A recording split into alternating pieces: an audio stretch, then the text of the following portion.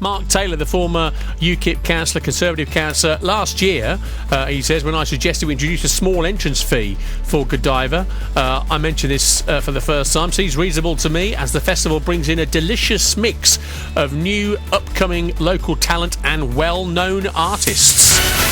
Me and my friends decided to do an impromptu benefit gig on Traffic Island in Borsal Common. And we got just at midnight, and I think we did 1.5 songs, and the police came along and stopped us. A lovely Welsh policeman who got out and said, "Hello lads, what you doing?" And we explained we're doing the benefit gig, and we declared that the island was an independent state. And he said, "Do you do requests?" And we said yes. And he said, "Go home." Oh, So, Lord, Mark, thank you. Good story. Well worth waiting for, you mad sausage. On the grammar school issue, I happen to know quite a few friends who are or were governors or teaching staff in academies, and I know of some of those people who are trying to influence changes in some academies in order to emulate the best of grammar schools. Well, here is a message for you. It's not about you. It's about our vote. They wanted it, voted for it, won it, but didn't get it. March the 29th was not supposed to look like this, not so much a celebration, but another demonstration. It's about our democracy. It's about who we are as a people, what we stand for, what those that did before us gave, worked for, sacrificed, so that we could be free people. It's about our children and grandchildren growing up being proud to be British. That is what this fight is all about.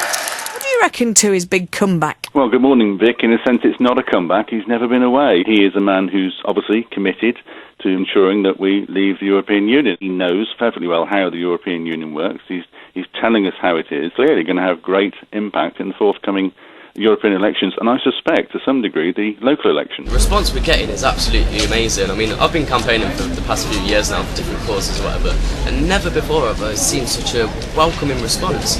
Nearly every single person has taken a leaflet off us, and if they're not having a leaflet, they're still engaging with us, talking, and most people genuinely want change in politics. The reality is that something like Brexit is going to impact, isn't it, on local votes? Having stood for more than one party in recent years, then I think people vote in different ways, as I'm sure other people here will agree and confirm. We haven't sorted the Brexit issue, and therefore we're not debating in Parliament and locally some of the issues that do matter to people, whether it be National Health Service, minimum wage, etc. People feel very disaffected. They feel concerned that their vote doesn't count. And I think they are prepared to send us a really serious message to Westminster that they are the masters, not the servants. Mark Taylor is Brexit Party organiser for South Coventry. Well, I'm excited and enthusiastic. It is so clear to me that people want to talk about this. They want something sorted. Well, the Brexit Party have topped the poll, winning 3 seats in the West Midlands. A night of joyous celebrations for the newly formed Brexit Party at the ICC in Birmingham. Nigel Farage's new Brexit Party has dealt a huge blow to the Conservatives and Labour. Mark Taylor, hi Mark, of course, member of the Brexit Party, one-time UKIP councillor, Conservative councillor as well. On the Twitter, says of the interview we did with Jim O'Boyle just after 5 o'clock, Councillor O'Boyle didn't sound very convincing in your interview earlier. I'm not seeing any realistic proposals to assist in producing a cleaner Coventry. Might be okay to bash the government, but what have Coventry Labour done? Anyone considered that folk on benefits would also be hit if they have to travel to the Charles Moore Job Centre, which of course falls inside this proposed zone, doesn't it? Yes, good morning. What do you think? Optimism levels, please? Oh, no, optimism levels are pretty low. I think it's perhaps summed up by some lyrics in that song you played by Anastasia, which was "Set me free out of this misery." Mark Taylor is a member of the Brexit Party and was asked initially to stand in the Coventry South constituency, but Mark, you turned that down. I did indeed, Phil. Good afternoon. And Hi. for relatively boring reasons, it was simply I changed job, and I quite enjoy the job I'm doing, and I want to see it through. So a few weeks ago, I said to the party, I'm ever so sorry, in this instance, I'm going to say no. Now, with 9 days to polling, BBC Coventry in Warwickshire has hosted its first of 3 general election debates. Tim Griffiths is from the Brexit Party. We need to get Brexit sorted, but we're fed up with seeing the pro-EU lobby push. Boris said, I'd rather die in a ditch. Nothing happened. He said, we're going to come out 31st of October, do or die. We didn't come out.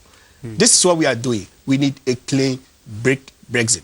clean break Brexit. What does it mean? It means that we take control of our borders, our laws, our defense, and indeed our money, the money that we pay to the European Union. We take full control of it.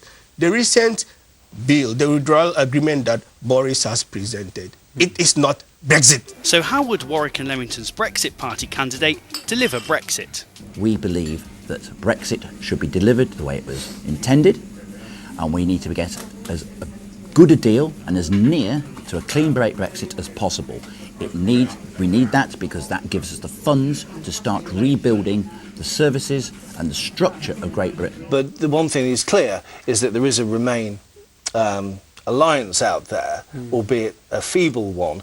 We want to make sure that that doesn't basically break the will of the people and turn around the democratic vote that we had back in 2016. Joshua, you happy with that exit poll? It would deliver Brexit, would it not?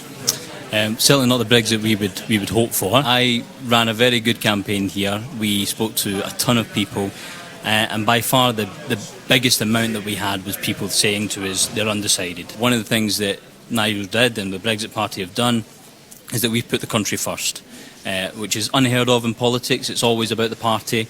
But we very noble. Yes, it is. The one thing we found in speaking to people on the doorsteps is that, in fact, the Conservative support was very tough to break. The Labour, we felt that most of our support was coming from disillusioned previous Labour supporters. And so it's very, very difficult to try and figure that out. And also, don't forget that the Lib Dem support jumped by 1,500 or probably more than that in the end.